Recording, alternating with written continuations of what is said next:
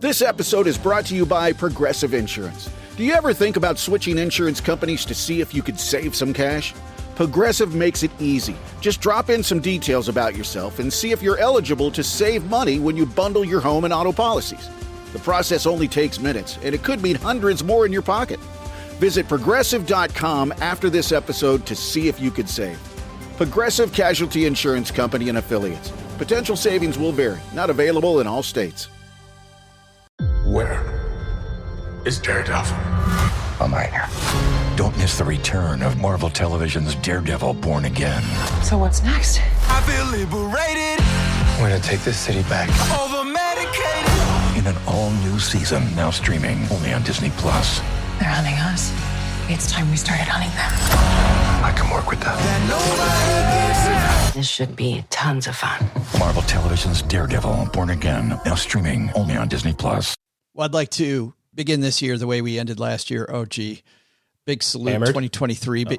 Yeah, hungover.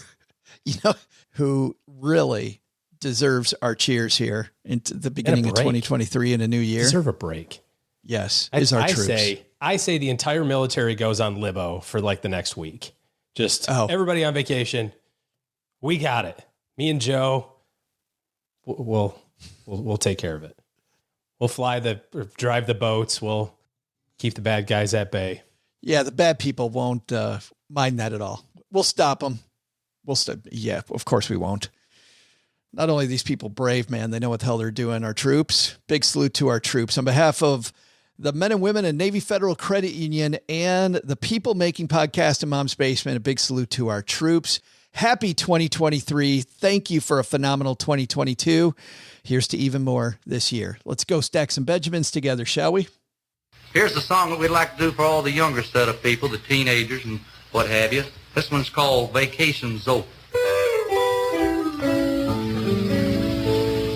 Vacation's over. It's over. It's over.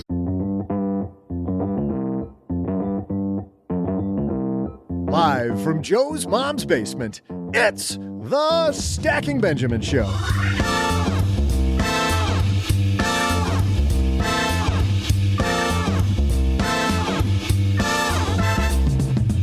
I'm Joe's mom's neighbor, Doug. Look, I'm sorry. I'm a little late today, and I'm super frazzled. There was just so much I told everybody I would help him out with. I had to help Joe's mom clean out her hamster cage. Joe needed a fourth player for his latest board game, and OG needed me to bury a body. So, that was a drive. If you feel like your calendar is too packed, today we have just the guy to help as we welcome the author of Overcommitted, Don Davis.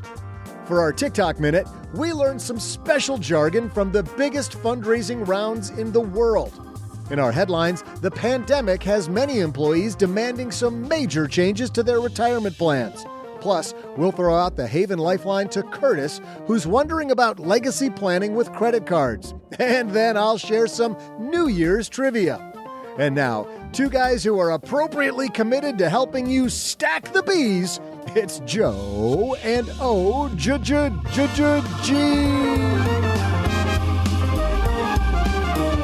Hey, welcome to 2023. I am Joe Salsi, High Average Joe Money on Twitter.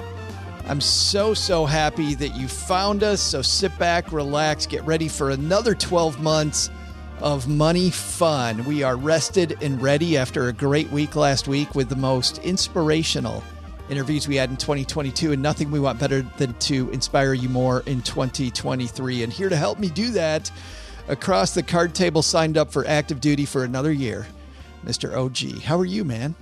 Fantastic. When did we decide, by the way, that it was 2023 and not 2023? Because I was thinking back, it used to be, 2002, 2003, 2009. That's right. Yeah. And then it kind of turned to 2010. And I'm really thankful for that we're not saying 2023. That it's exhausting. You got to take a break halfway through that. Nobody's got time for that. Yeah. It was a weird couple of years, but I guess maybe in the 100 years ago, did they say 1903 or did they say 1903? Who knows? 1903. 1903. Yes. Yes. Probably all the not. English agers are rolling over going, no. I got to say, I love the holiday season. People that are watching video of this can see that I'm wearing my Christmas Story 5K, 10K long sleeve shirt that I ran a couple years ago. So on one side I miss it. On the other side, I don't, OG. I mean, I've got this is some audio from my niece's middle school band concert. And let me play this, because this is kind of what happened with me during the holidays. Like with all these things, it starts off good, right? With a solo, kids standing up on the trumpet, doing pretty good nervous. stuff. Pretty Cheryl nervous and doing I, solo. I know, right? In front of all the moms and dads, and here comes the whole band.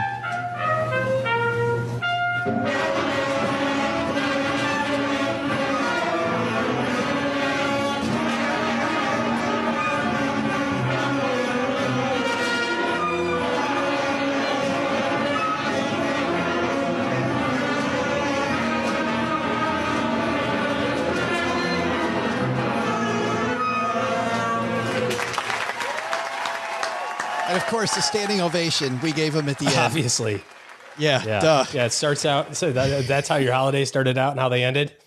It was started out like a trumpet solo from sixth grade. And then the rest of the band got together.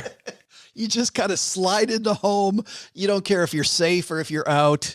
It's just over. And you're ready to get all squared away for 2023. I've been saving that for the week that we were off. I saw that actually on TikTok. Big thanks to Quick Talk on TikTok is the name of that producer. I'm like, that is the holiday spirit. Well, we're into 2023.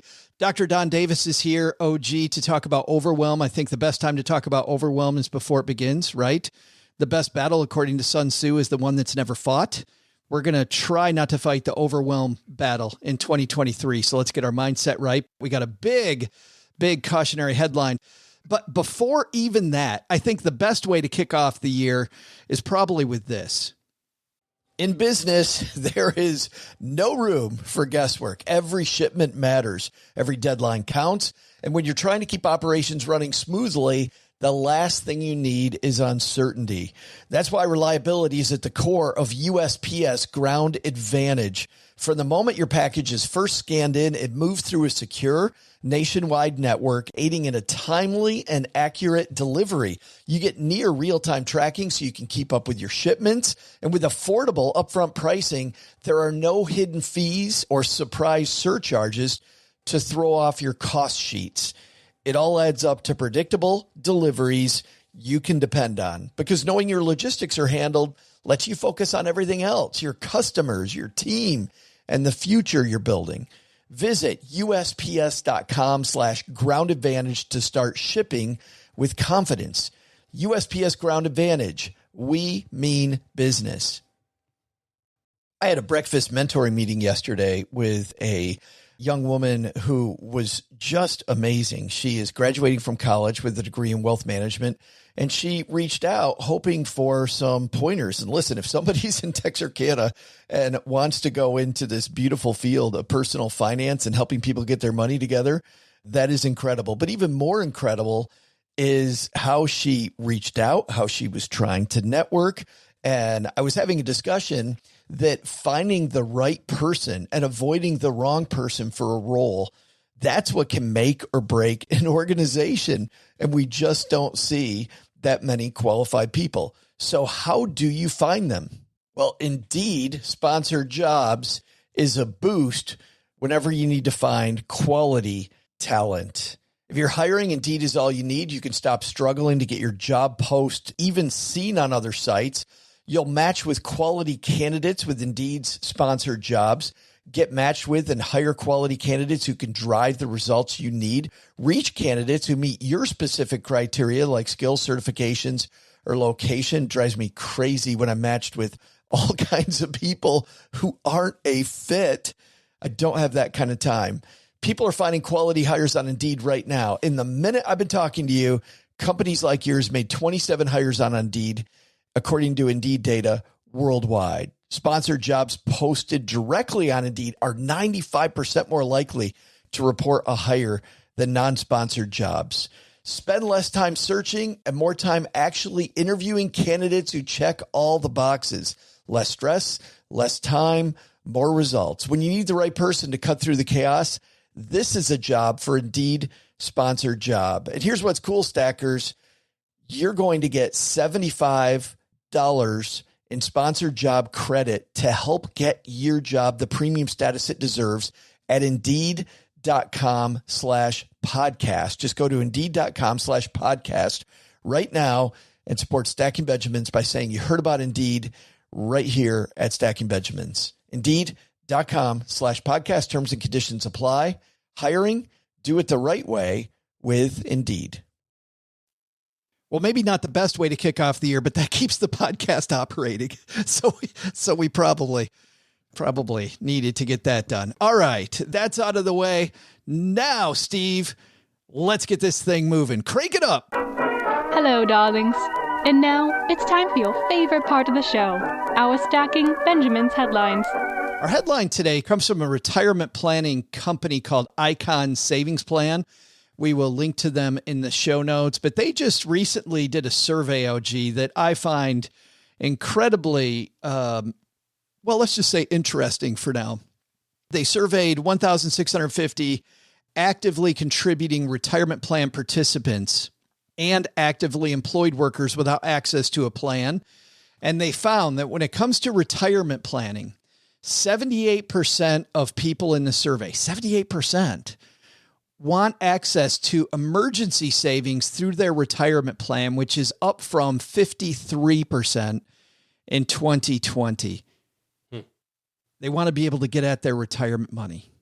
That seems like a red flag to me. Well, yeah, I mean, obviously it is when you're thinking about retirement versus spending money now, but it also kind of checks with what's going on.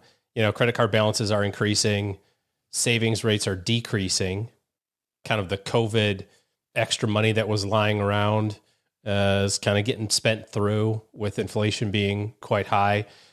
And so, yeah, people are looking at kind of the next level of that, which is how do I get money out of my other accounts that normally, are kind of tucked away. Many of our listeners feel lucky if they get a match. If you get a match from your company, you are pretty lucky. You should be taking advantage of that. But how about this one? 80%, nearly the same number, would prefer a cash bonus instead of a match, which is up from 55% in 2020. Again, a disturbing jump in the number of people. Yeah, forget about give me more retirement. Give me more now. Yeah. Well, and that just backfires so much in the long run. I mean, in the short term, when you see, you're making $70,000 a year, you're putting in your 3%, which is $2,100, and you're getting a $2,100 match. You're like, I'd rather have the cash. Like, what's $2,000 in my retirement?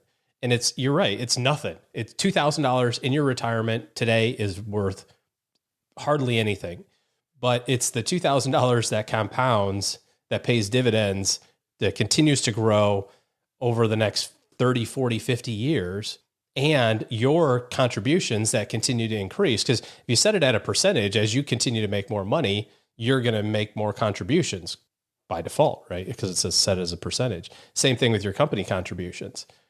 Ask somebody who's on the precipice of retiring, who is financially successful, and say, how much of your 401k was your money and how much of your 401k is employer match money? And see what those numbers are. You'll see that a large percentage of 401k balances are employer matching contributions. You've got to take advantage of those.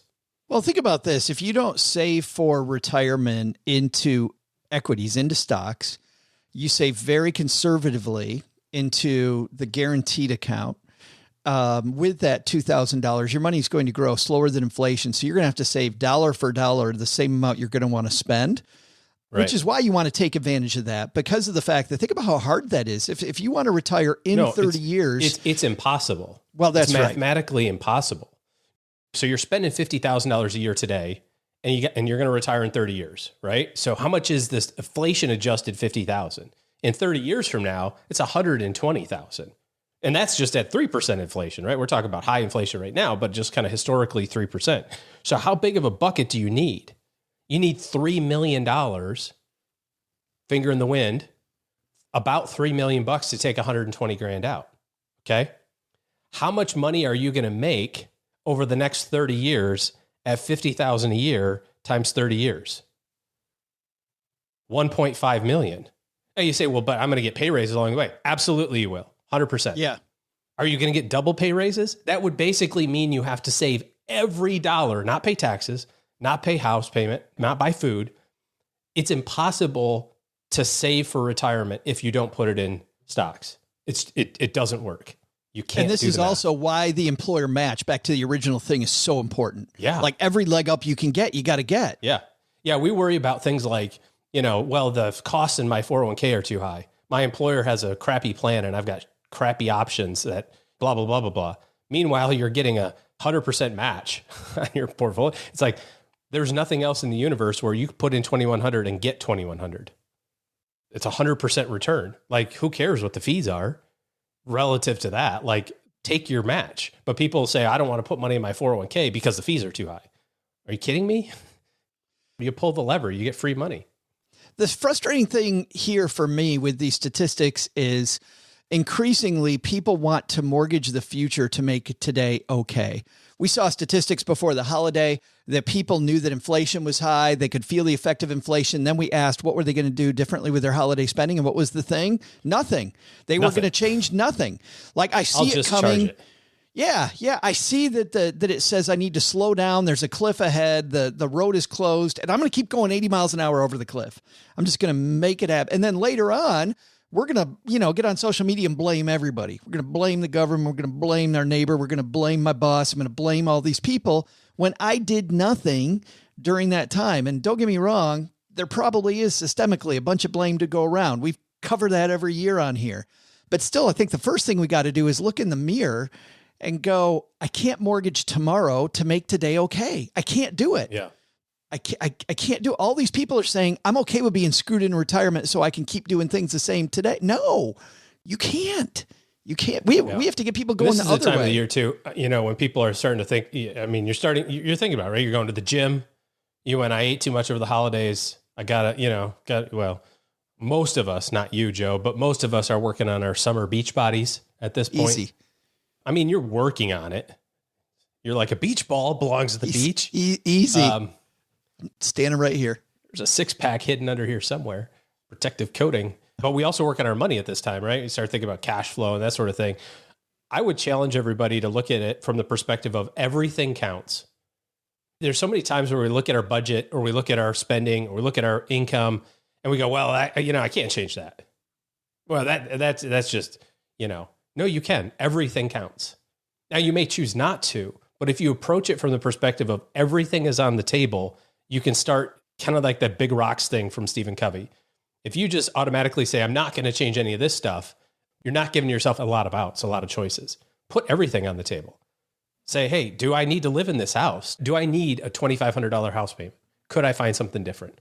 Maybe you choose not to. You're like, but the kids like the house and I like the pool. And okay, that's cool. But start from the perspective of everything counts and see what changes you can make to make sure that if you are being affected by inflation, rising costs and energy and all that other sort of stuff, what can you do to kind of offset it on your own?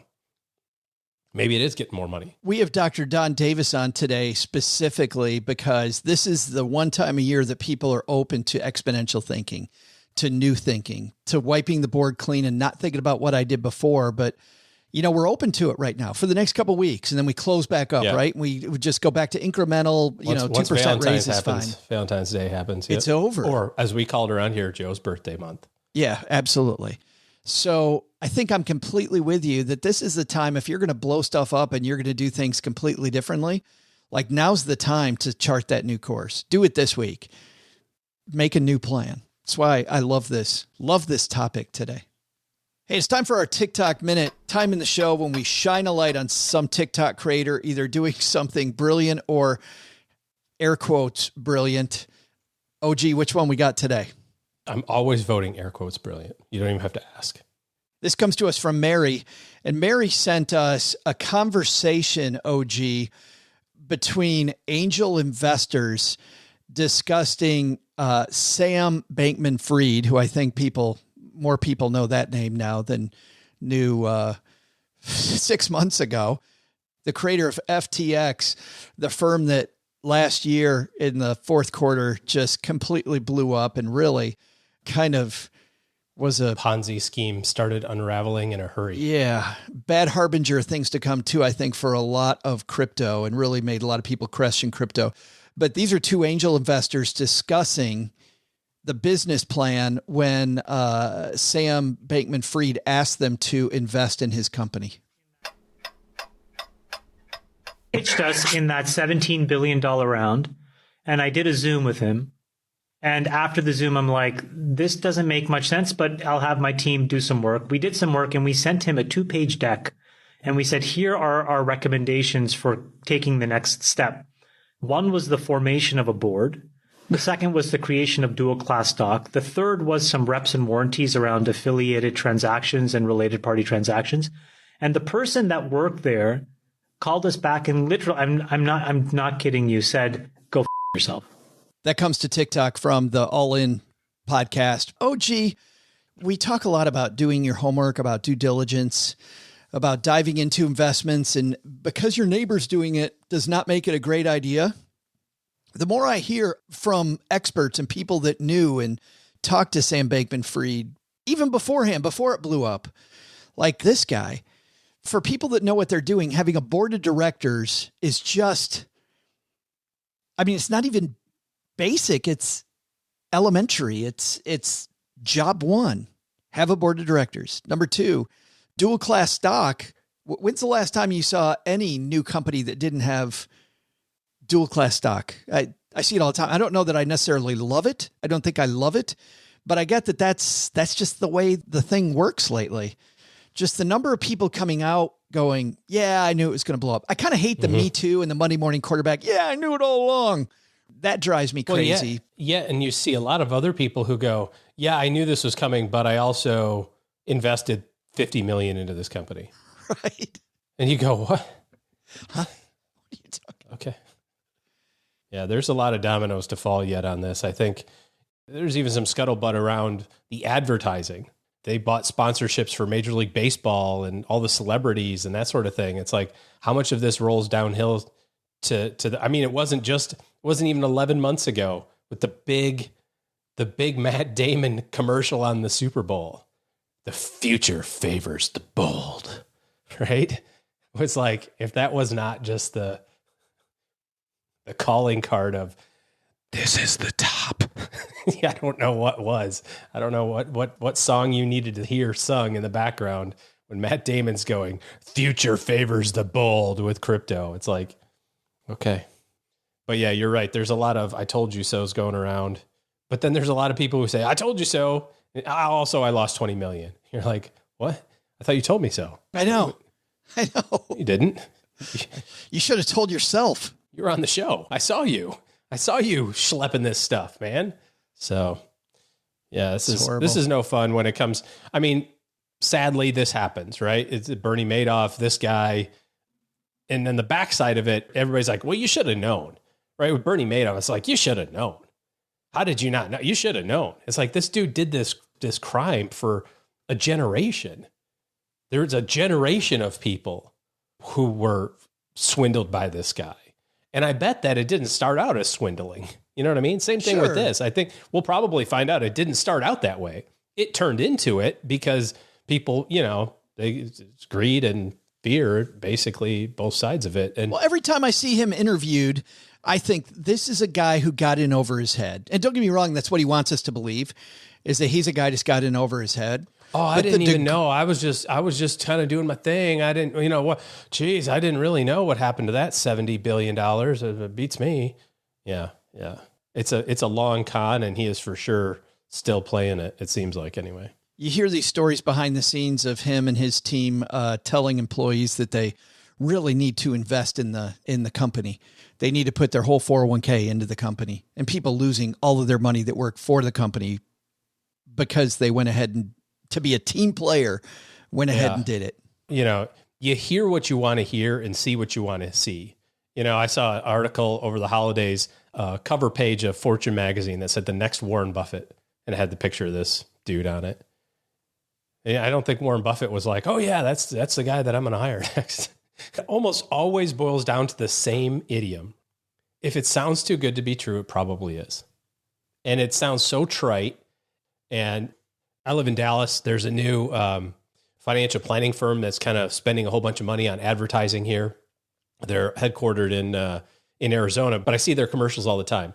And they've got a tagline that's basically something along the lines of, hey, we're always fiduciaries and we're always da-da-da-da-da, which we've talked about here 1,000 times. That word means absolutely nothing to anyone at this point. Anybody can say it. There's no repercussions. It's almost, there's no teeth in it whatsoever. And in the same commercial that this guy talks about how we don't get commissions and we're fiduciaries, he goes, and I think you should buy this annuity, because it's the greatest thing in the universe.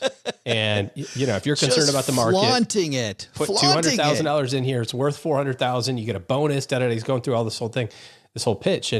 And nobody's going to, there's nothing that will happen to him. And if it does, it's going to happen in 10 years from now, once all of the people are already in trouble.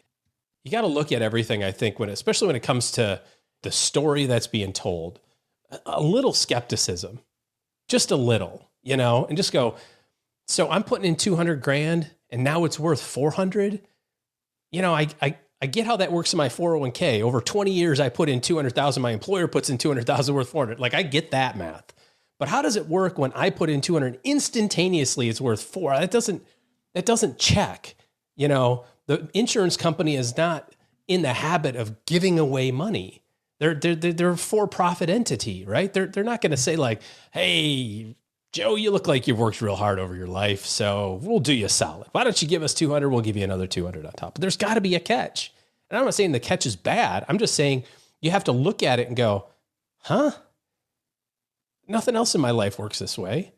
Some investor or some program, or, we hear about this in other areas of the world too, like real estate or something. It's like, let's go buy this apartment building and you double your money in 6 months. You go, huh? I mean, maybe it can happen. And I'm certain that it has happened. But at the same token, don't you think you should probably just be just a smidge skeptical? Just a little bit. When you're looking at your financial plan this year and you're starting to do reviews and updates, do you put in your plan 15% a year growth? Well, of course not. Why? Why would you? Because it paints too rosy of a picture, right? What do you use? 7, 8, 6.5, right? You plan for conservative things and be happy when you get 10 or 12. Has the market gone up 15 before? Absolutely. It's also gone down 20, see 2022, anyways, I get frustrated with these things because it's not, I told you so. It's just, I'm frustrated because it's just another person who like hoodwinked 2 million people. And now the domino effects of this are those people are going to go, I can never trust the financial system again. Right. Which is not the takeaway. And it's like, no. You weren't in the financial system. You were schnookered by a con agent or, con man. And it's because you wanted something that's never been true to be true. This was the case. We've had many people say this, but when you see one thing one time, it might be their shtick. But when you see something over and over and over, it's a truth. And the truth is, it wasn't true in 2000 when people said it was the new economy, right? Remember people saying the new economy? You're like, what? 2007, when we heard that real estate and documentation and who cares how much debt you had, that didn't matter anymore. What? It's always mattered. The old economy and companies making profits always mattered. Documentation's always mattered. Having a good credit score has always mattered. After this run up, like doing your basic due diligence on a company before you invest money in them still matter. Investing in a thing, doing some due diligence in it before, it still matters. It's still there. I feel like we've been for 11 years complaining about people doing the same thing over and over again. If there's one drum we've beaten, it's the same one, that there is no new way. There is no new way. What did Mark Twain say? History doesn't repeat itself, but it rhymes. Right. Dr. Don Davis is a phenomenal gentleman who himself has found, like a lot of us, and stackers, I know you're all talented at a bunch of stuff, which means we peel off often way more than we can actually juggle. And that's when we start to get into trouble. So I felt like a great way for us to begin 2023 OG was with a look at overwhelm, and speaking with Don Davis about his new project, which we'll talk about specifically about avoiding overwhelm, and taking a scientific look at this was a great way to start. I know many years we start off with a motivational speech. I think you just gave that earlier. So we've got that down. Didn't try to, but okay. Instead of a good motivational speaker, I think having a scientist talk to us about overwhelm is great. He's up next, but first, Doug, I think you've got some trivia for us. Hey there, stackers. I'm Joe's mom's neighbor, Doug, and whoo, I am just now getting back to being myself after my New Year's party. Lost a little time there. What year is it? 20? Speaking of losing things, you know there's a lot of crime on New Year's, right? Watch your purses, ladies. So my question is, what's the most common crime on New Year's Eve? I'll be back right after I peek outside just to make sure.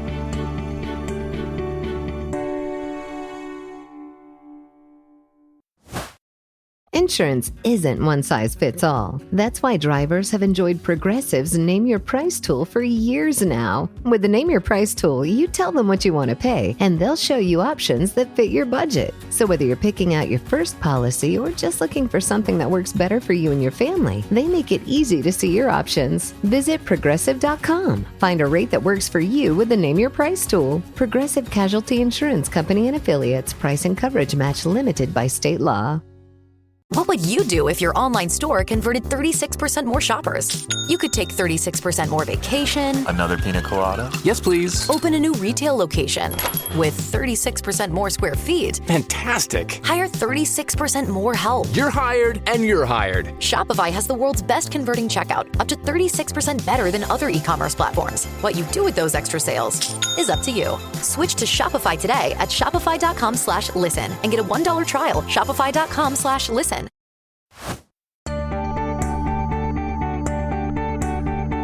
Hey there, stackers. I'm Celebration Security Sue and Holiday Crime Watcher, Joe's mom's neighbor, Doug. A lot of people are out partying on New Year's, and that means they leave a particular item home alone. A lot of other people are drinking alcohol, you know the type, and might feel emboldened to commit a certain type of crime. And no, I'm not talking about eating more than your fair share of the shrimp. So, what's the most common crime on New Year's? Car theft. And now, to help make sure you don't let people steal too much of your time, it's Don Davis.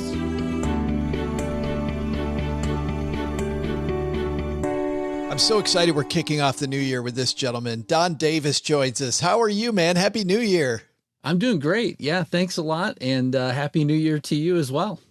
I'm excited about 2023, but I have to tell you, Don, that when I first heard about this book and about your work on this book, that I thought, man, this describes me. Overcommitted. Like I can't be the only one telling you that, Don. I feel like it's a lot of us these days.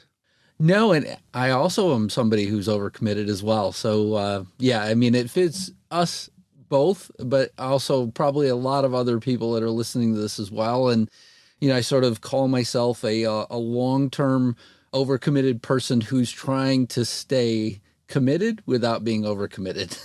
So, well, yes. You describe your life in one sentence, I think, near the beginning of the book as a 3-ring circus, which sounds very much like mine here in Mom's basement making podcasts. But tell me about you and your personal experience with overcommitment and trying to solve that.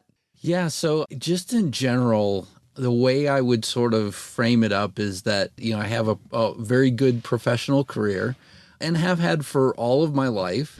At one point, I was traveling to multiple continents, you know, sort of floating around the world. And in the midst of that floating around the world, I was teaching for 2 to 3 universities online. In addition to that, I had 3 kids at home.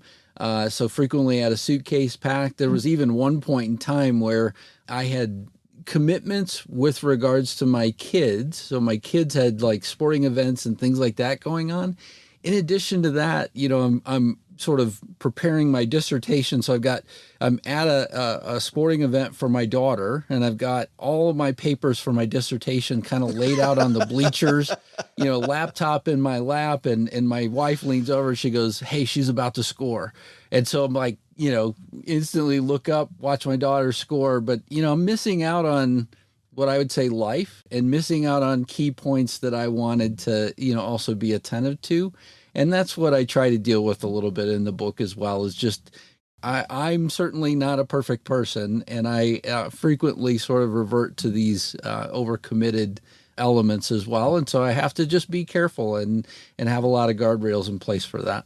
It's funny because I only laughed while you were describing that because you laugh because you want to cry, because you're right. We've got 50 things going on. Is it worse now coming out of COVID for most of us? Are we getting overcommitted? Because I'm so happy to see you, Don. I'm so happy to be talking to people. I'm so happy to be, coming out of my cocoon. It feels like overcommitment. It's a ripe time for overcommitment. Yeah. So I'm working with a lot of different clients right now. There was a meeting that was coming up. It was a very important meeting for that client.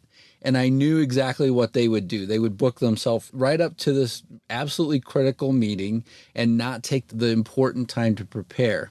And so I scheduled a meeting with the client and essentially showed up 30 minutes in advance of this most important meeting and said, look, this meeting actually is not for me and you. This meeting is for you to prepare, because I know if I just leave it up to you, what's going to happen is we're going to show up to the next meeting and you're going to be preparing the first part of the meeting. And I need you to show up with answers to this meeting and not waste, 25 people's worth of time. We need to sort of come into this meeting really strong and know exactly what it is that we want to do, instead of having time for you to get caught up in things like that. The next 25 minutes for this session essentially is for you to do all that preparation. We're then going to go to the next meeting, and I know that you're going to come in there prepared, because you're not going to use this time for anything else. You're going to use this time to get yourself ready. And sort of that moment for me was that initial spark. I have coaching clients as well that during the pandemic, they were saying, hey, look, I feel like I just got way too many things, and they're leading to a point where I don't necessarily want to go. And then the last part was my daughter. I saw her committing a lot of the same sins that I've committed as well in my life, where you have important things going on with your kids, plus your professional life and everything else, and you're trying to figure out how does it fit in. It's best to first figure out what you want to do and then figure out how to fit things in, versus doing it the other way around. And so those three elements kind of came together as, hey, look, right now's the time for this book. And, from it, I saw that, even Microsoft had conducted a study and saw that there are 3 peaks that all of us now have in work that we do based on a lot of the data that they're collecting from the Teams app that they have. And they saw during the pandemic that we all start at 8 a.m. There's another peak that happens after, your local time, lunchtime. And then there's a third peak that happens in every single day that happens around 10 or 11 o'clock with lot of professionals as well, that all of a sudden came about because of the pandemic. So there is a third peak now in everybody's workday. I want to ask you I'm just so curious. What did that client say when you told them, hey, I'm not meeting with you, this is your prep time? He actually said, thank you. Yeah. He said, I think he took a breath whenever he first heard it, trying to figure out, should I be mad? Should I be shocked? But I mean, at the end of the day, he just came back and said, you know what? You're right. I would have showed up to that meeting very unprepared. And, I appreciate the time. And so thank you. So, I mean, now he's actually, one of the things that I call out in the book actually is time blocking. So, I said, look, if you just leave your calendar up where people can see it and book time more readily, they will fill your time for you. The right thing to do for yourself as well as everybody else in your life is to time block and sort of make sure that you have segments of time where you can prepare. And so, he and I have kind of circled back, later on, and he said, is there a better way to kind of manage this? And I said, well, My suggestion would be find elements of time that you have during the day where you could say, you know what, I'm going to use this time as prep time. If I prepare quickly or if I don't need to prepare for things, I'll give the time back. I'll open it back up for people to book time. But you can hold that time so that people can't fill your calendar. Because, I mean, this guy's calendar was like beginning of the morning to end of the day, sometimes, going way late in the day. And he just would have never had the time to prepare otherwise. I found time blocking work for me, Don. And by the way, before it was a thing, I just realized the to-do list weren't working. And so I just said, but if I put it in my calendar, I look at my calendar all day long. What do I got to go to next? And if I just make a date with myself, it works. It sounds like you're saying that from a much more scientific nature than the way I did it, time blocking is a good strategy for a lot of us. Yeah, I found that for a lot of my coaching clients, as well as the professional clients that I work with, on a daily basis, it definitely works for them. Interestingly enough, I have one senior executive who has told his entire team that they're not to book any meetings during lunch hour. Well, that was the only time that they had available. And so those individuals now are sort of struggling with how do they manage the expectations of the executive versus, what they need to do. We'll see how this all plays out. I mean, I still don't fully understand whether or not if they'll continue to book meetings during their lunchtime. One of my podcasts, I have two podcasts. I have one that focuses on life sciences and one of them that focuses in on the food you should eat daily. There's a doctor out of Canada that said that he wanted a podcast. And so I frequently get on the air and talk to him about things that we should do. One of the interviews that I interestingly did with him was that you should be taking time out to eat more appropriately because it helps kind of your mental state and other things. And one of the things that I had said to one of the doctors that we had on and interviewed was, well, I frequently drink my lunch, and not meaning alcohol, by the way. Right. So, I was going to say, I've had those days, Don. Those are good days. I frequently would have, one of the meal shakes. And then, I wonder why I carry around all this extra weight. But one of the reasons why this doctor had said that was that your body needs that time to like chew and process and other things to be able to appropriately prepare the digestive system. So if your meal doesn't really have a scent in preparation and things like that, you're kind of completely depleting your system here of the opportunity to help you. And so eating lunch while meeting probably isn't a better way to use your time during the day. And so that was one of the things that they suggested is, hey, just take the time to make sure that you eat as well. It is interesting, though, that bad food, in our bodies is a part of being overcommitted, and maybe drinking too much is a part of being, and I'm being serious, that it truly is. Like at the end of the day, if I'm going on Microsoft Teams at 10 PM, I might self-medicate with a drink at the end of the day. But you do look at this much more scientifically than some of the motivational people we have begun prior years with, which is why I wanted to talk to you. You talk about the 3 dimensions of commitment. Can you walk through this structure with us so our stackers know exactly what you're talking about? Yeah. So with regards to time, you have to think about the time that you have available, how you're going to use that time. And then lastly, the third dimension is really like your processes and systems in that time. What this brings me back to, which I think will be easier to digest a little bit overall, is my definition of overcommitment. So whenever you think about the definition of overcommitment, it's easy to look at somebody's calendar and say, hey, look, you're double booked or triple booked, which, by the way, we all know, isn't really possible for us to be in 2 or 3 places at once. At some point, you're going to have to make a decision. What are we, not an airline? Come on, we can't be double booked. Exactly. I'll sell the same seat 2 or 3 times. But in addition to that element of having time stacked, one thing on top of the other thing that I would also say is that you could be overcommitted into things that you don't want to work on as an individual. An example of this would be, let's say that of all of the things that I want to work on in a given day, I have some family time and then I have some professional time. Out of those 2 elements of time, what exactly is it that you want to do with those elements of time also has to be worked into that overcommitment, right? So I could be spending 90% of my time on my professional life and 10% on my personal life, but I actually want a closer balance between the two. And a lot of people talk about work-life balance, but I sort of say that as a person, we are also multidimensional in that same way, in that we probably have a lot of different things that we want to do. There are personal things that I want to work on that has nothing to do with my family. And then I have personal things that I want to work on that has everything to do with my family. So those sort of elements also have to be worked into this thought process of how do you use your time, and are you overcommitted in one thing versus another? Boy, what a great time to be thinking about this today. Like, it sounds like there's some planning involved here, but where do I start then, Don?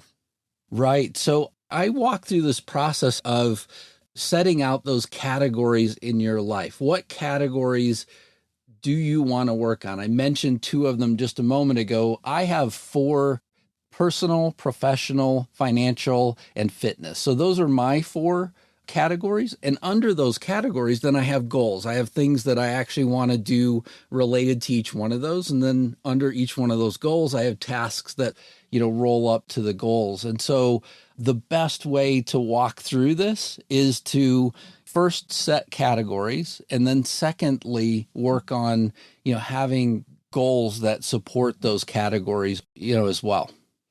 What happens then? Then, back to overcommitment. So then, is that my framework so that if something then doesn't show up on this list and it ends up in my inbox or on my phone, whatever it might be, that's when I say no if it doesn't fit those 4 categories? So a lot of us wind up in this situation where we're having to figure out what is the balance between the things that I want and the things that I have to do, right? So we all sort of have to walk this tightrope. And there's something on my website. Anybody that's out there can go to my website, and I have something called the Overcommitment Dare. And so what DARE stands for is delegate, automate, reschedule, or eliminate. So it's an acronym. Oh. And so you can take the DARE for free. There's, you don't have to buy the book or anything like that. You can go take the DARE without the rest of the book. But I would think that the book would also support you a little bit better in terms of having the right structure in place first. Once you know what it is that you want to work on, there are ways that you can color things in your calendar and things like that. I go through this in the book, how to technically set it up, whether it's Outlook or Google. You can go through actually setting up your calendar so that you can see how many of the things that you're doing are contributing versus other things that are on your calendar that are not contributing to the things that you want to work on. And then secondarily, you probably have some things that you have to shed, right? So the people that are in my life are frequently around me going, I don't understand how you do all this stuff in a day.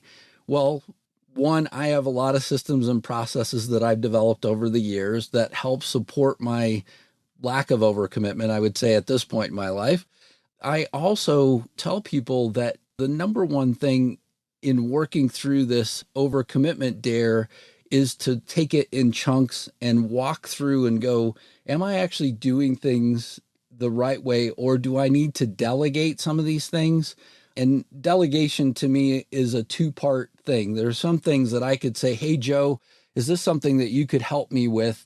And, maybe delegate it to you or between us, right? I mean, maybe it's not something I have to entirely hand over. I had somebody come to me with a last minute deadline the other day, and they said, hey, look, and it's like 9:00 in the morning. By noon, could you turn this around and give me this deliverable? And it was a big deliverable for them. And so I said, well, actually, I can. Sure. Let me take this on and deal with it. And so when they came back, they said, well, wait a minute. So you went to 2 other people to help you get the answer. And I said, yeah, you wanted it in this time frame. I, as one individual, probably couldn't have done it by myself, but with my team, I was able to quickly turn this around and hand it back to you. And they were a little surprised, but they delegated to me. I turned to my team and delegated to them. There's sort of this chain of events that happened, but we met the goal. I didn't become overcommitted. I still delivered on everything that I needed to that morning. I could have cleared my calendar maybe and done it myself. So that's just one example. But I love this idea, and I want to halt for a moment there because I found that in my own life. I remember in my personal life with my kids, they were part of a swim club, and it was delegated to me to oversee something. And I got partway through it, and the president of our club, Don, actually came to me and he said, "Hey, how's it going?" I said, "Well, it's going great. I'm doing this, I'm doing this, I'm doing this, I'm doing this." And he puts his hand on my shoulder and he goes, "Joe, when I put you in charge of this, that wasn't for you to do it all." And I think many of us do that, right? We internalize it. Don puts me in charge of a project. I think, man, I got to do that. And I don't think who else around me stands to win if this goes well. And there's often other people that are invested in the project. I think that's pretty powerful stuff. Yeah. And I mean, it's a big part of change management as well. I mean, one of the things I'm trained in as well is change management inside of organizations. And one of the biggest parts of change management is who else is in the boat with you. Yeah. So a lot of these things, whether it's personal or professional sort of things that we're working on, I mean, oftentimes by having other people with you, it builds your sort of your overall support for whatever it is that you're working on as well. And it ends up being better for everybody. I mean, it's better for the swim club if I don't do this all by myself. You know, it ends up being a better thing. By the way, people that heard my disappointment when you talked about the dare wasn't that I was disappointed by the survey. I just want to be clear. I was disappointed because I thought you were referring to a dare where I dared to become overcommitted. And I'm like, I'm already winning that dare. Yeah, right. So I was disappointed that wasn't what you were talking about. That was the deal. But I love this because I like the assessment at the beginning. I want to ask you about one more thing here because it seems antithetical to the whole premise of overcommitment, which is you write extensively about the role of time away, right? In the middle of the entire plan, you talk about taking time away, which seems anti-everything. I mean, you don't get further ahead in your job. You don't get further ahead of your life. You don't keep the pedal down, right? Like, how does time away help you succeed? Yeah. So, I mean, one of the things that I actually deal with a little bit early in the book as well is just this idea of burnout. So we don't talk about this a lot in the United States, I know, but it's a big global thing. And I was actually interviewing somebody yesterday for one of my podcasts, and she brought up burnout as well. But this idea of burnout is just you have so much that you're just pedal to the metal all the time without a break. It essentially leads to a point where you can't sleep. You don't feel like eating. You also, really cloudy in terms of your ability to make decisions and really execute. I mean, at the end of the day, that's kind of the worst thing for somebody that's already overcommitted. But at the end of the day, it's our mind and our body's way of saying, hey, look, you can't stay awake 24/7. It's not possible. You also can't work pedal to the metal all the time. And then you actually start to find out that by taking breaks, even if they're short breaks, I mean, I also talk about meditation as well as it deals with, the idea that, I start my mornings every morning with a little bit of meditation. I also journal in the morning because I find that it helps me think about the things that I did yesterday as well as the things that I've got to do today. Those things really help me set out the real thought process for the rest of the day. And so whenever I woke up this morning, one of the first things on my list was this interview, right? I mean, thinking through, okay, do I have the link? Do I have everything that I need to be successful, whenever I join you? Those things really start to help me with this process of what I have to go through for the rest of the day.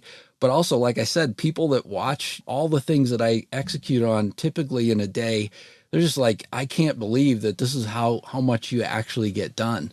And it's just a matter of, I start my day with this kind of process of making sure I'm ready for the day. I love this idea, though. You use a word in the book that I think we need to talk about more often, and I hope we do in 2023, and it's replenishment. I love that word, Don. Yes, it is a way as well. I mean, getting to take vacation, which oftentimes, you think about the pandemic, some people that I know actually left the country to go somewhere else during the pandemic, which was available to them all of a sudden because they were entirely working remotely. I have a client that's in Canada that went to Mexico for a part of the pandemic and then kind of moved around throughout the pandemic. And she constantly was updating me on, here's where I am now. And so it was a lot of fun for me to get to see somebody take vacation, but also leverage the opportunity of being virtual and just saying, hey, look, I'm going to use this in a way that's beneficial for me. And so she described her day as, look, I work my normal work hours, but in the mornings and at night, I mean, we truly are on vacation. This is, a true break for me. And I thought it was fantastic to leverage it that way. But I also think there's a danger there. I mean, I'm with you. I think that is super cool. But one of the results of COVID that is this idea that we're not returning to the workplace like we usually do. And every study that we've talked about on Stacky Benjamin shows people really want this hybrid workplace. How does a hybrid schedule affect your work-life commitments? Because I think if you're not intentional, like this could be a disaster. I completely agree with you, but I also think it is a way for companies to better define what it is that they want from people, and an opportunity for employees to come back and say, hey, look, I'll have to commit a lot more hours than there are available currently in the workday.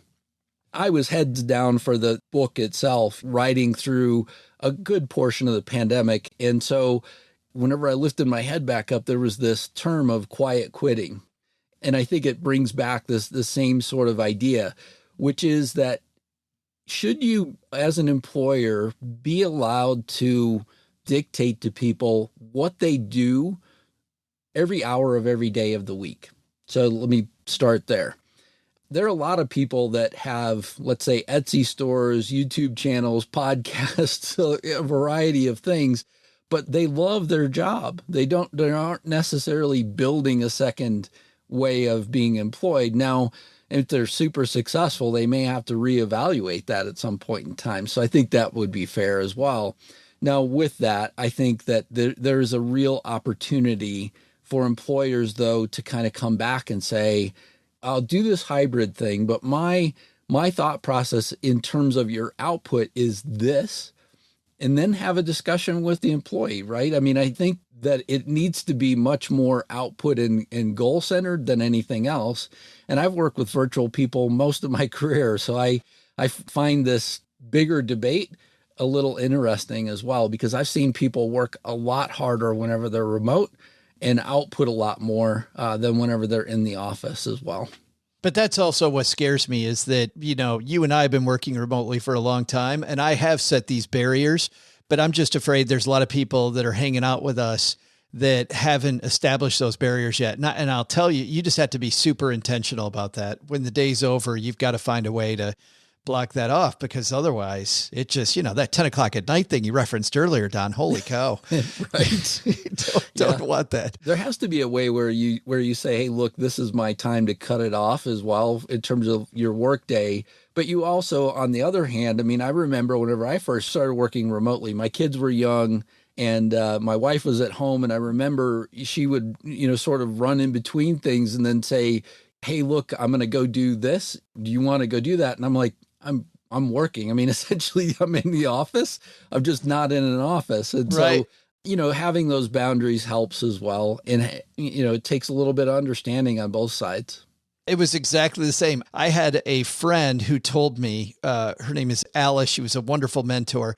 And she told me, make sure that you set the expectation for the people around you that you are at your quote office. Like you are at the office, but after 5 o'clock, you're no longer at the office. And by the way, if you run out of stuff to do at 2:30 on a particular day, stay at quote the office for the rest of the day, because they won't understand, which has right. been, by the way, fantastic. Setting these same times that after 5, it's great. Before 5, I'm at the office and by the way, I only know that because I violated it. And when you violate it once, all of a sudden your spouse goes, oh, well, you took off the other day in the middle of the day. Can't you do that? Right. Can't you do that today? The book is called Overcommitted: How to Transform Your Habits and Achieve the Life You Desire. What a great way to begin 2023. Don, where do we get the book? It's available in all your favorite bookstores. You can also find it on Amazon, Barnes & Noble online. You can buy the ebook, or I have a hardback that's also all color on the inside. And so, yes, you can find it everywhere. Awesome. Well, thank you so much. And Happy New Year, man. Let's stay undercommitted this year. How about that? That sounds great. Thanks so much, Joe. This is Rebecca from Connecticut. Instead of stacking Hamiltons and Jacksons, I'd much rather be stacking Benjamins. Big thanks to Don Davis. And what a good reminder here at the beginning of the year while you have new thinking. It's so easy to go, yeah. I'll take on that. I'll take on that. I'll do it all. Yeah. It isn't going to be healthy. Hey, let's throw out the Haven Lifeline and tackle some of life's most important questions. Our friends at Haven Life Insurance Agency, OG, here at the beginning of the year, they put what you value first. Oh, it's 100% detox right now. It's all like fruits and veggies, green energy drinks. Who's not doing that with me right now on January 2nd? I'm going on walks and runs, just hoping I sweat it out. Yeah. Still. It's your loved ones in your time. You probably be longer with the loved ones if you maybe moderate a little bit. That's why they've made buying quality time. Veggie smoothies. That's why they made buying quality term life insurance actually simple. Go to stackingbenjamins.com/havenlife. What a great way to start the new year. Get your financial plan in order. Get your life insurance in order. You'll find at Haven Life. It's a simple application. It's online. You get an instant coverage decision. Prices are affordable. They have lovely customer support. And the cool thing is no waiting several weeks for a decision. And they're backed by a 160-year-old insurer called Mass Mutual. Today, we're going to throw out the lifeline to kick off 2023 with Curtis. Happy New Year, Curtis. Hey, Joe and OG. My wife and I are looking at getting a new credit card.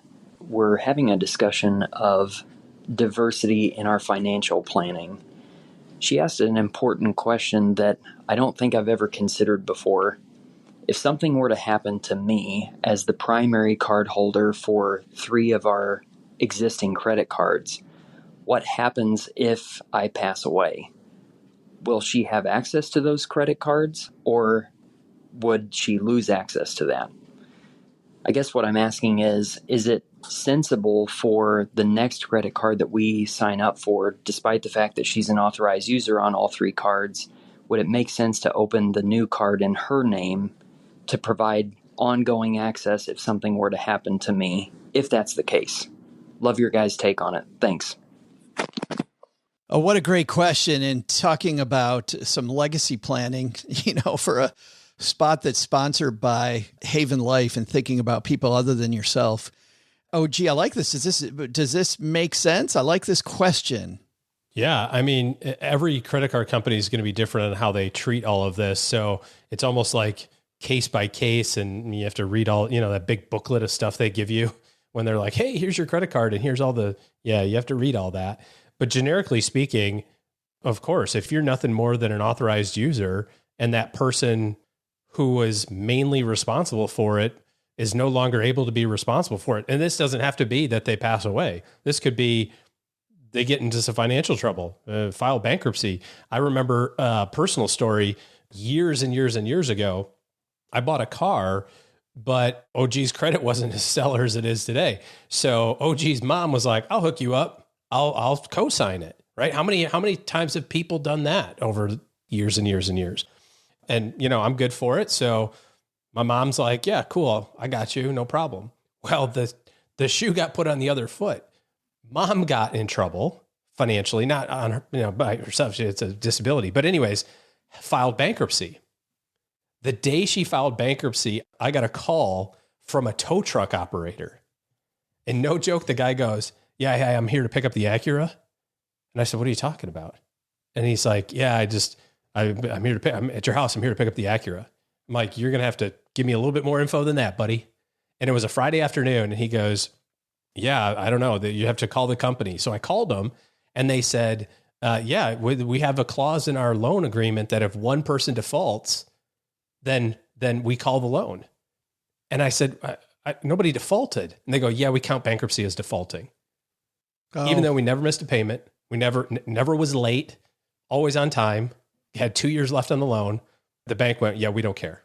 Because if one person's doing it, the other person might do it. And so we're just coming to get our collateral. Wow. So the tow truck guy was super cool. I called him back and I said, listen, I'm going to stay at the parking lot that I'm at until you get tired and go home. Because I can't let you take my car. I have to deal with this, but it's Friday. I can't, He goes, I'll tell you what, you have all weekend. I'm done for the day. hand to God, I'm not coming back till Monday morning unless my boss tells me, Monday morning that I have to go get it. So you've got all weekend to solve the problem. So yeah, come up with your entire car balance on Saturday afternoon at the bank. Like, that's super easy to do, right? Wow. That happened to me. And it can happen not with just passing away. It can happen with anything. It can happen with any financial issue. So I think we're responsible to protect, both sides of that, honestly.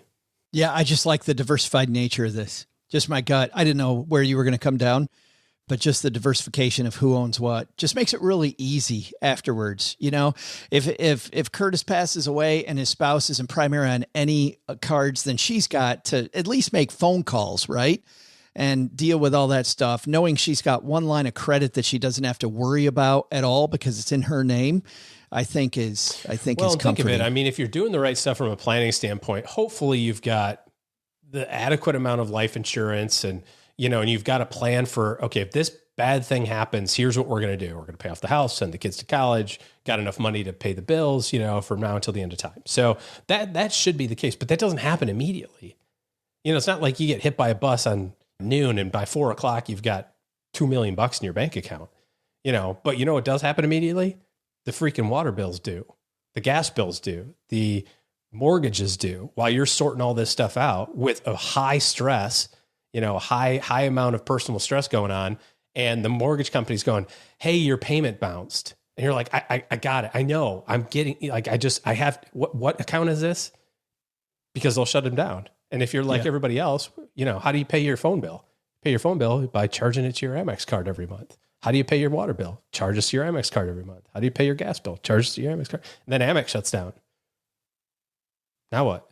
Phone bill just stops working. Gas, you know what I mean? Like, there's just all these dominoes and you're trying to put the pieces together. Forget the fact that you're going to have all the money. I think, to your point, it's good to have a little bit of extra reserve where you can just go, okay, I got it. Thanks for the question, Curtis. If you've got a question for us, StackyBenjamins.com/voicemail. And we're happy to send Curtis for being brave and for asking his question out loud. It's a question I'm sure that a lot of people had. We're going to send him a Stacky Benjamins Haven Life t-shirt, which is the greatest money show on earth t-shirt. It's a circus and very comfortable shirt, incredibly comfortable. Love my Haven Life t-shirts made by our friend Brad Lark down at Flying Pork Apparel. If you want to see all of our stuff, by the way, StackyBenjamins.com/shirts. You can see it there. All right. That's going to do it for today. This week, we're getting back to normalcy. You'll find that on Thursday, I will be back on Instagram. Not sure who I'm going to be there with. In fact, we also have a guide to this show that goes deeper into all of our shows. It's called the 201. If you just want to know all the different places where you can follow us all for free, because we are always doing things on multiple channels, just get our welcome guide, StackyBenjamins.com/welcome. But if you're not here to sign up to follow us on all these different channels, you're here because of the fact that you're worried about all of these recessionary discussions and the markets all over the place. And, we talk about these crypto companies blowing up. If you're concerned about all that, OG and his team have put together a free guide that shares 8 moves to make in a down market, and the guide will help you plan more and panic less no matter what the market does. So head on over to StackyBenjamins.com/guide. That's StackyBenjamins.com/guide. You'll get this helpful free guide from OG, and I think that's a great place to start 2023. All right, that's going to do it for today. Doug, I think you got it from here, man. What should we have learned today? Well, Joe, I'll tell everybody what they should have learned today. First, take some advice from Don Davis. Feel like you're spinning your wheels? Make sure you're spending your time on things that align with your personal goals. Second, when it comes to legacy planning with your credit cards, make sure you help out those left behind when you die. Have a reserve fund to take care of any bills after your credit card is shut down. But the big lesson? That kiss you might have on New Year's night is kissing your vehicle goodbye. Consider sleeping in your car that night, just to be safe. Thanks to Don Davis for joining us today.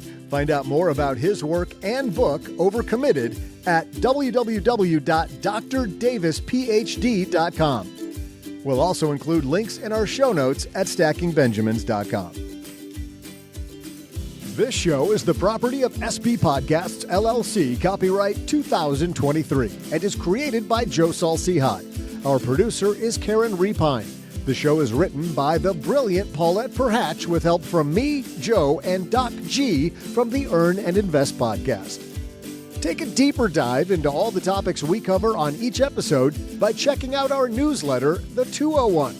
You'll find the 411 on all things money at The 201. Just go to stackingbenjamins.com/201. Tina Eichenberg makes the video version of this show. And once we bottle up all this goodness, we ship it to our engineer, the amazing Steve Stewart. Steve helps the rest of our team sound nearly as good as I do right now. Want to chat with friends about the show later?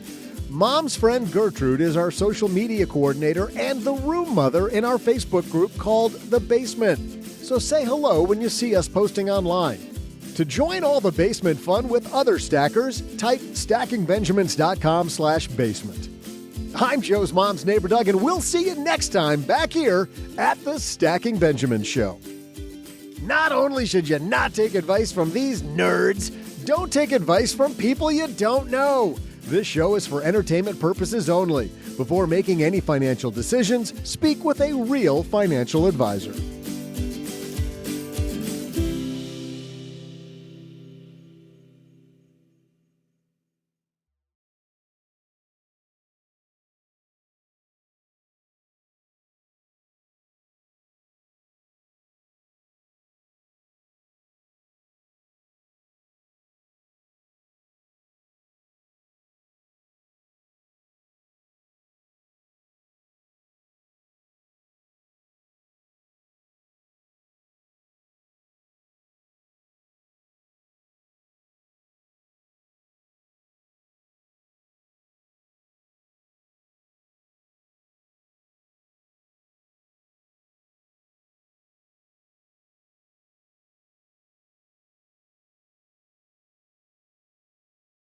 You know, over the holidays, spending time with family, which is always fun. You know us, OG, we play games and cards and really have a fun few days just seeing people that I don't get to see enough with family. But of course, my sister lives in Ohio and went to the Ohio State University.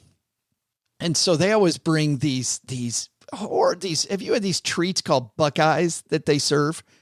These Buckeyes. No. I refuse. I totally refuse to eat them. There's no way. Why would I eat these things called Buckeyes? Like these little round balls. And you hear about the real Buckeye, right? Which I think it's like poison. Yeah, it's poisonous. Yeah.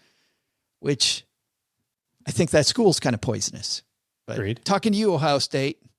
but anyway, as a Michigan, people new to the show, I went to Michigan State. And OG went to another school in Michigan that is a little stinky as well, but we won't talk about them right now. But it's always this time of year. It's always this time of year when my sister is trying to have me eat these little Buckeye things that I think about the true holiday treat. What's about your balls, Pete? Well, over at Seasons Eatings, we have balls for every taste. Popcorn balls, cheese balls, rum balls, you name it. Wow. My mouth's watering just thinking about those things. It's been years since I've seen any balls. Would you like to see my balls now? Yeah. Whip them out. Wow. You have some beautiful balls. They're bigger than I expected. I know a lot of people tell me that. Can I touch your balls? Go ahead, but be careful. They're very delicate. Wow. I can't wait to get my mouth around this ball. Ooh, I like the way your balls smell. Wow, Pete. I have to say your balls are so tender. Well, there's no beating my balls. They're made from a secret Schweddy family recipe. No one can resist my Schweddy balls. Nothing like a Schweddy ball. Schweddy balls. Good times. Is that one of the best Saturday Night Live skits of all time? It's got to be that and the Steve Martin. If I only had one wish. Between those two, those are the top two for sure.